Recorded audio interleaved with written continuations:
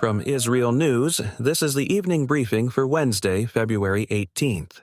Israel's Channel 12 says the Trump administration is moving closer to a major military conflict with Iran, and that any U.S. operation could be a weeks-long campaign rather than a limited strike. The report cites sources who say diplomacy and military preparations are advancing in parallel, with U.S. officials not optimistic about closing gaps with Tehran. This comes as negotiations continue alongside an expanded U.S. military posture in the region. Israeli officials say the country is at heightened readiness for the possibility of a U.S. strike on Iran. Senior officials said discussions have taken place across government and security levels in recent days, and that timelines appear to be shortening as nuclear talks show little progress. Israel is assessing that if the United States launches a broad operation, it may take part in the campaign, and emergency services and the Homefront Command have been instructed to prepare for potential missile attacks. The development follows continued coordination between Israel and the United States as diplomatic efforts remain uncertain. President Trump, in a post on Truth Social, said that if there is no deal with Iran, the United States may need to use Diego Garcia and Britain's RAF Fairford to prevent what he described as a potential Iranian attack.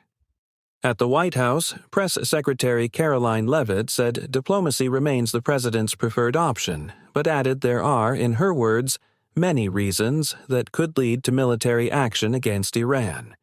She pointed to a previous U.S. operation as successful and said Iran would be wise to reach an agreement. The remarks follow public messaging from U.S. officials emphasizing both negotiations and preparedness. An Iranian official, cited by the Wall Street Journal, said there is growing concern in Tehran that the gap between what Iran is prepared to offer and what Washington is willing to accept may be impossible to bridge. Separately, a senior advisor to Iran's parliamentary speaker warned that U.S. threats would be met with a strong response, according to Iranian media. The statements come as public rhetoric escalates while diplomatic channels remain open.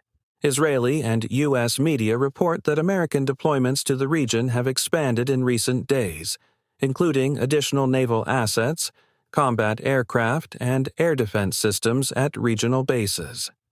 Some of those forces are still moving into position. This occurs as U.S. officials weigh next steps if negotiations fail. In Israel, U.S. media figure Tucker Carlson said he was delayed and questioned at Ben Gurion Airport after interviewing U.S. Ambassador Mike Huckabee. Israel's airport's authority rejected that account, saying Carlson and his team were asked routine questions and were not detained. The U.S. State Department and Ambassador Huckabee also said he was treated like other visitors.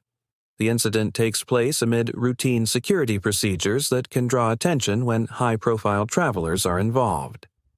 That's the evening briefing from IsReal News.